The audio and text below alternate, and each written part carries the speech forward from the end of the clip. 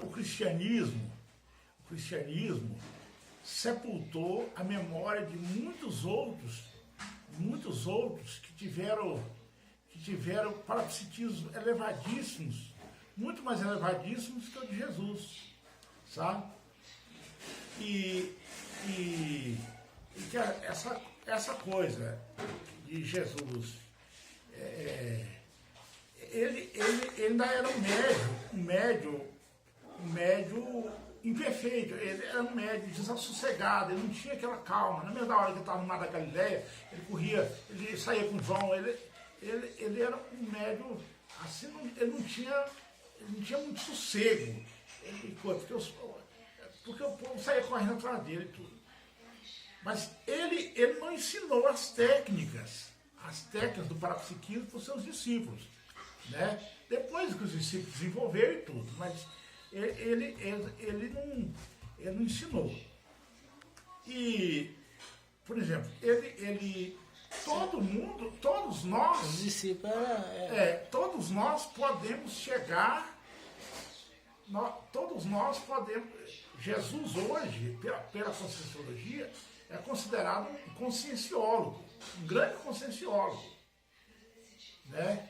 Deus, essa palavra Deus hoje, para nós hoje, nesse plano terreno, é uma palavra assim, vazia, uma palavra vazia, né?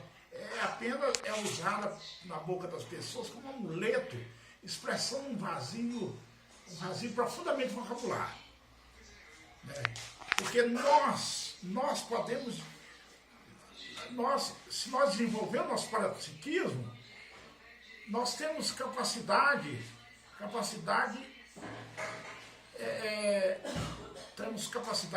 tão grande como o próprio Jesus. Nós temos capacidade, porque o Jesus, na verdade, ele não veio salvar ninguém, não. O cristianismo que colocou isso na cabeça do povo. O cristianismo foi o cristianismo que colocou. Foi construído depois, por Paulo. Ele só fez dar um exemplo. Ele só fez um exemplo. Foi só um mestre, um místico. Um místico exemplar. Era um místico exemplar. Uma pergunta. Assim, é isso aí baseado na ideia da Conscienciologia.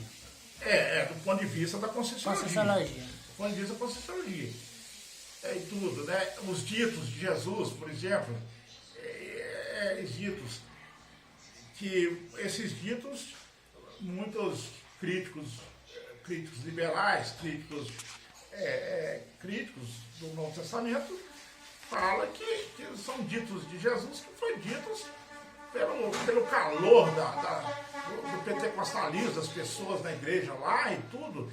Dizia, porque Jesus está dizendo isso, Jesus está dizendo aquilo, e os escribas iam anotando aqueles ditos ali, né? Eis que venho em altas nuvens e arrebatarei a minha igreja. Aí os caras, eis que Jesus, aqueles caras se dizendo cheios do Espírito Santo, que o Espírito Santo é uma palavra muito prostituída na Bíblia, né? Muito prostituída em várias línguas. Prostituída como assim você fala? Comprada de muitas outras. Reciclada. Reciclada e tudo, né? Uhum. E aí, eis que o Espírito está me dizendo que Jesus vem a altas nuvens. E os escribas vêm escrevendo aquelas falas daqueles profetas lá da igreja.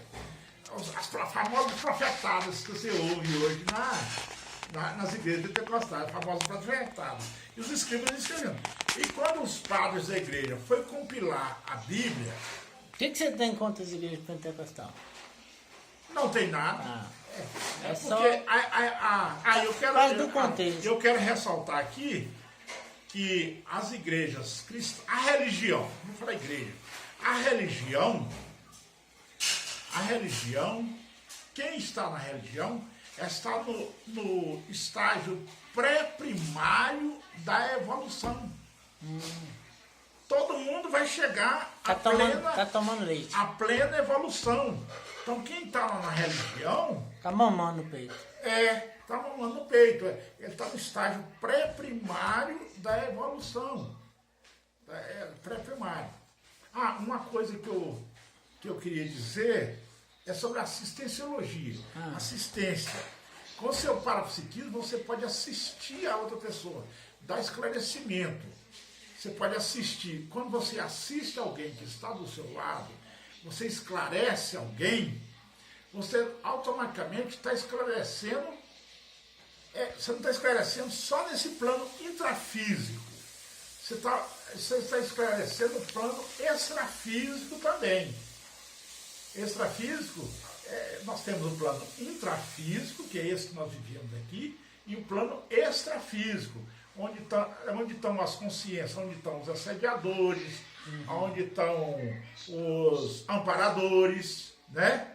Os amparadores, os assediadores, que a religião chama de anjos maus e anjos bons. Principais e potestades nas regiões celestes. Regiões celestes seria esse plano paralelo. Extrafísico. Plano extrafísico. Né, que são onde estão as espiritualidades, como chama a religião. Né? Na Conscienciologia não chama de espiritualidades. A Conscienciologia chama de amparadores e assediadores. Tem uns nomes mais bonitinhos. Mais técnico. Não é bonitinho, mais técnico. É aquilo que eu falei mais científico. Trocando 6 meia dúzia, né? Aquilo que eu falei com você no zap aquele dia. Então, aí você nesse plano intrafísico, você sofre influência. Tanto de assediadores no extrafísico, como de amparadores. Mas o amparador, ele não é escravo seu, não. Ele não é um personal trainer no seu o tempo todo, não. Ele te ajuda.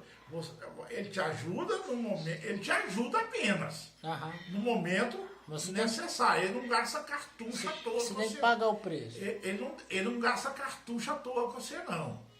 Por exemplo, dentro da Conscienciologia, por exemplo, você falando aí sobre, por exemplo, hoje está na moda, assim, na última moda da religião, a questão da pessoa ser beneficiada aqui na Terra, ser beneficiada em detrimento das outras pessoas materialmente, entendeu? Tipo, a pessoa que tem mais fé, ou contribui mais, ou tem um relacionamento maior com Deus, ele recebe mais bênçãos materiais, por exemplo. A Conscienciologia não pensa assim. A Conscienciologia chama de TACOM, Tarefa da Consolação. Quando eu dou uma cesta básica para alguém, eu estou fazendo TACOM, Tarefa da Consolação. É uma tarefa. Essa tarefa, ela não tem efeito duradouro. Porque eu estou satisfazendo a necessidade básica dela naquele momento. Mas quando eu faço com ela a tarefa do esclarecimento, eu estou passando para ela ideias que ela vai prolongar aquela ideia com ela, aquilo vai edificar ela pro resto da vida dela, vai edificar. A tarefa da consolação. Por exemplo, esse negócio do governo aí, como chama? Bolsa Família. A Bolsa Família. A Bolsa Família é a TACOM. É a TACOM. Que resolve um problema básico, mas que não desperta no brasileiro vontade de progredir, não desperta no brasileiro vontade de crescer, de trabalhar, de buscar opções de trabalho, de produção, de criar. Resolve um problema imediato? Resolve. Resolveu o Fome Zero? Resolveu. Mas aí muitos acomodam com essa situação. Muitos acomodam. Ele não procura desenvolver algo mais produtivo, algo mais duradouro. Você entendeu? Algo duradouro. É um exemplo, né? Chama TACOM, Tarefa da Consolação. E a TARES não, é Tarefa do Esclarecimento. O esclarecimento é eterno. Né? Você esclarecer uma consciência, você está fazendo muito mais do que a TACOM. É lógico que se você está com fome, a primeira coisa que eu tenho que fazer é te dar a comida. É solucionar a sua necessidade primária. a sua necessidade urgente. Uhum. Não adianta te dar uma tarefa de esclarecimento se você está com a barriga vazia. Perfeito.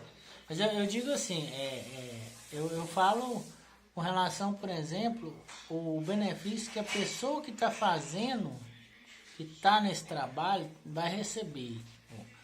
Uma recompensa moral que você tem por você estar fazendo, por você estar buscando isso. Isso, eu vou crescer na minha evolução.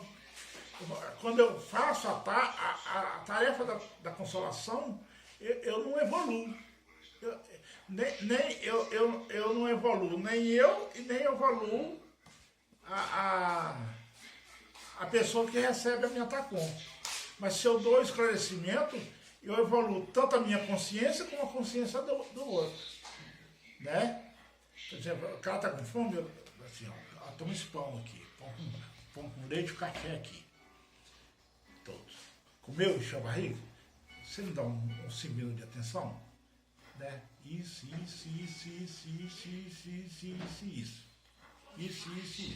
Sua barriga está cheia? Então tá. Isso. Quer dizer, eu dei a fome, que era uma coisa imediata, ele estava morrendo de fome, né? Eu salvei a fome dele, agora eu vou dar o esclarecimento. O esclarecimento, eu vou estar evoluindo tanto a pessoa que está recebendo meu esclarecimento, como eu estou evoluindo eu. Aí eu estou evoluindo. E tem a hierarquia da evolução. Por exemplo, chega um momento que não precisa de eu renascer nesse planeta mais. Não precisa de eu renascer. Se eu alcancei um grau de evolução, aí eu já vou para outro mundo multidimensional que vai precisar de mim para uma outra tarefa mais evoluída. No caso, a Terra funciona meio como uma... A Terra funciona como um planeta hospital. Mas hospital. Outro dia eu falei para você no áudio que o dia que a Terra virar mais um planeta escola, né? Um planeta escola, ele vai estar muito mais evoluído. Por exemplo, penitenciária, hospitais, sanatórios, escola de correção, FEBEM, essas coisas são hospitais. Hospitais, são remédios. Né? O dia que nós tiver um planeta escola, aí nós estamos caminhando para uma evolução muito maior, uma evolução muito grande.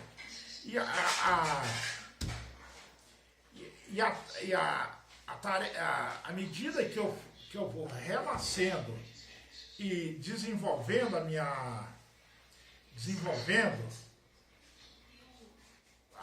minha evolução, mas isso a gente pode detectar, porque isso aí é uma coisa, experiência minha.